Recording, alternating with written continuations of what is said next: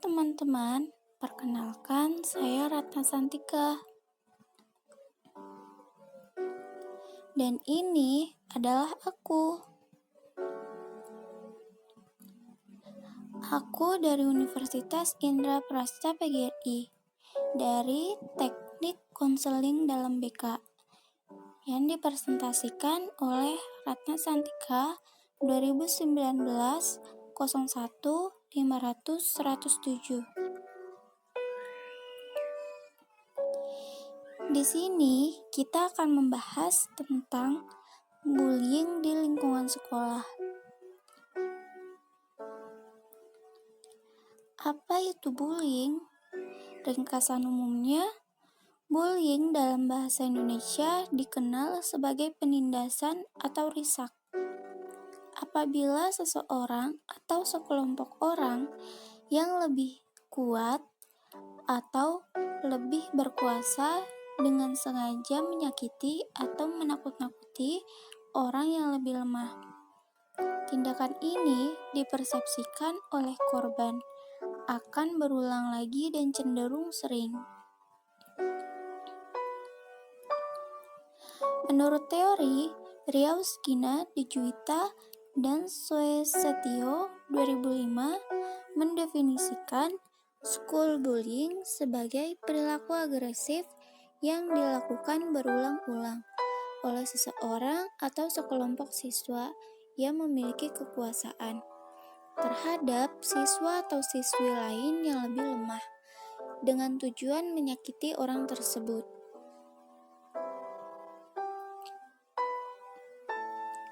Sebab-sebab munculnya bullying. Bullying terjadi karena tradisi turun-temurun dari senior. Keinginan untuk membalas dendam karena dulu pernah mendapat perlakuan yang sama. Perasaan ingin menunjukkan kekuasaan dan kekuatan superior. Kecewa karena orang lain tidak berperilaku sesuai yang diharapkan. Dorongan untuk mendapatkan kepuasan.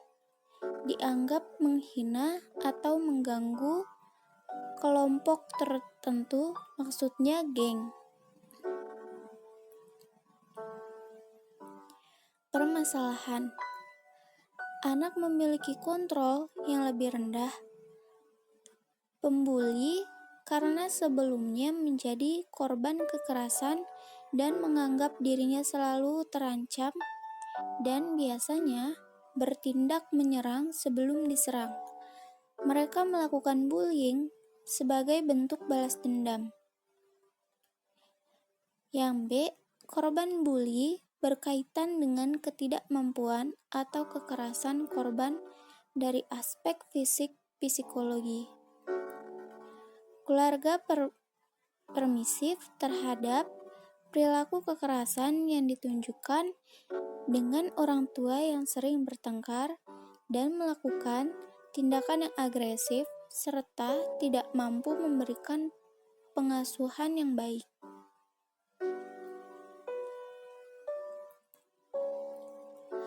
Sekolah, lingkungan sekolah, dan kebijakan sekolah mempengaruhi aktivitas, tingkah laku, serta interaksi pelajar di sekolah.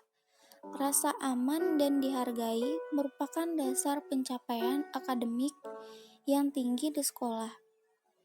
Jika hal ini tidak dipenuhi, maka pelajar akan bertindak mengontrol lingkungan dengan melakukan tingkah laku antisosial, seperti melakukan bully. Manajemen dan pengawasan disiplin sekolah yang lemah juga mengakibatkan munculnya bully di sekolah. Teman sebaya yang menjadi supporter atau penonton yang secara tidak langsung membantu pembuli memperoleh dukungan kuasa, popularitas, dan status. Media massa sering menampilkan adegan kekerasan yang juga mempengaruhi tingkah laku kekerasan anak dan remaja.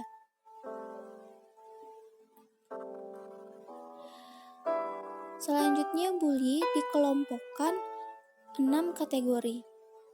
Yang pertama, kontak fisik langsung.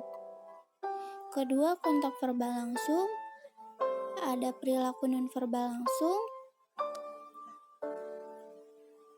perilaku nonverbal tidak langsung, cyberbullying, pelecehan seksual.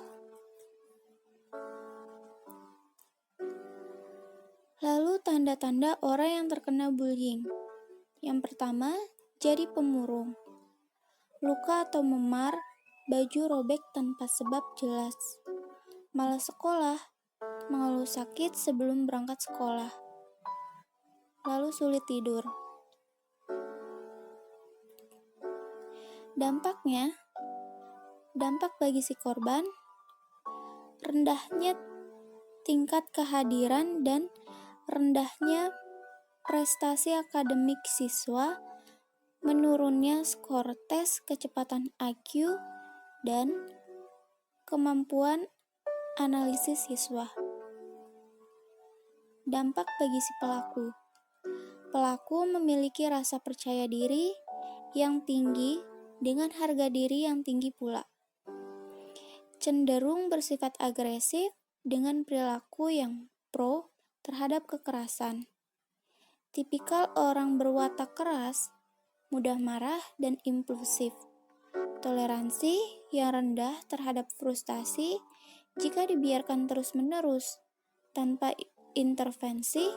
Perilaku bullying ini dapat menyebabkan terbentuknya perilaku lain berupa kekerasan terhadap anak dan perilaku kriminal lainnya. Dampak bagi siswa lain yang menyaksikan bullying. Bystanders.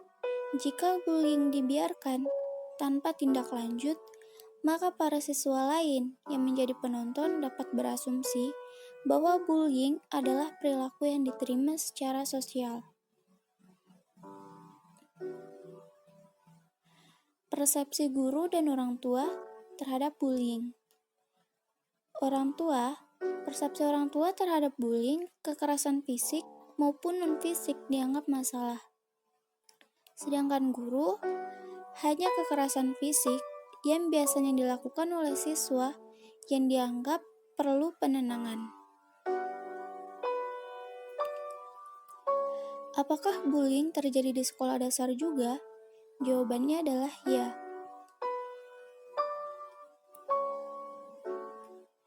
Salah satu bukti contoh bullying terjadi di sekolah dasar.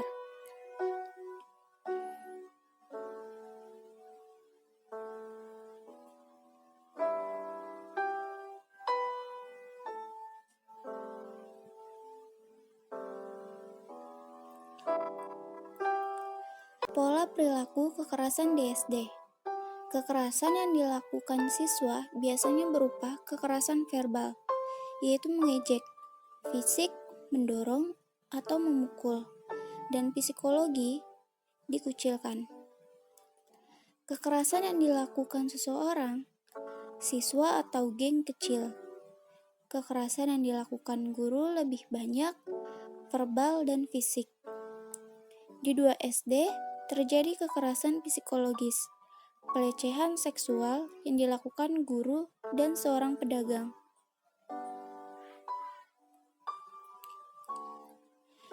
Ranking kekerasan yang dilakukan siswa dan guru menurut persepsi siswa. Di SMP dan SMA, kekerasan psikologi yaitu mengucilkan, kekerasan verbal, mengejek, kekerasan fisik, memukul.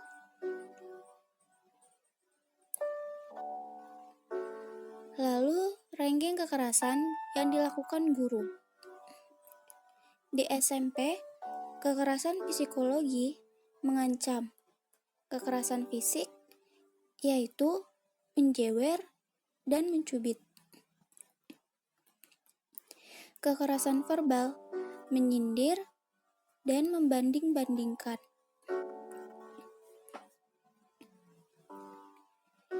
Di SMA, kekerasan psikologi yaitu mengancam, kekerasan fisik, menjewer, mencubit, kekerasan verbal, menyindir, dan membanding-bandingkan.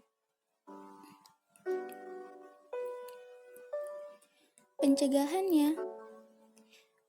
melalui anak dengan melakukan pemberdayaan pada anak agar anak mampu mendeteksi secara diri kemungkinan terjadinya bullying. Yang B, anak mampu melawan ketika terjadi bullying pada dirinya. Yang C, anak mampu memberikan bantuan ketika melihat bullying terjadi, melerai atau mendamaikan, mendukung teman dengan mengembalikan kepercayaan, melaporkan kepada pihak sekolah, orang tua, tokoh masyarakat. Pencegahan melalui keluarga. Yang pertama, memberikan lingkungan yang penuh kasih sayang sejak dini dengan memperlihatkan cara berinteraksi antar anggota keluarga. Yang kedua, membangun rasa percaya diri anak, menumpuk keberanian dan ketegasan anak serta mengembangkan kemampuan anak untuk bersosialisasi. Yang ketiga, mengajarkan etika terhadap sesama.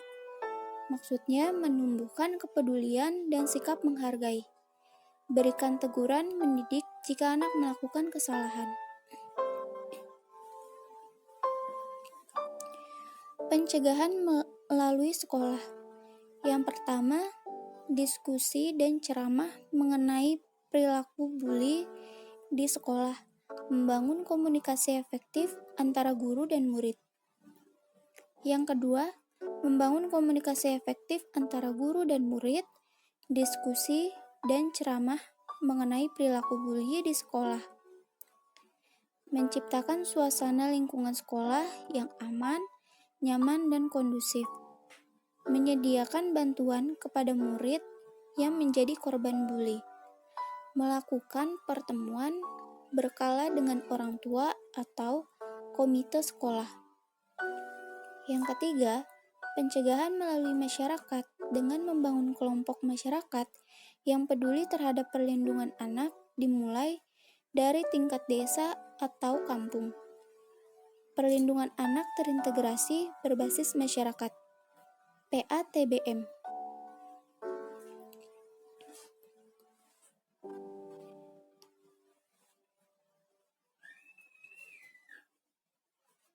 Stop. Mari sama-sama kita stop bullying. Thanks for watching.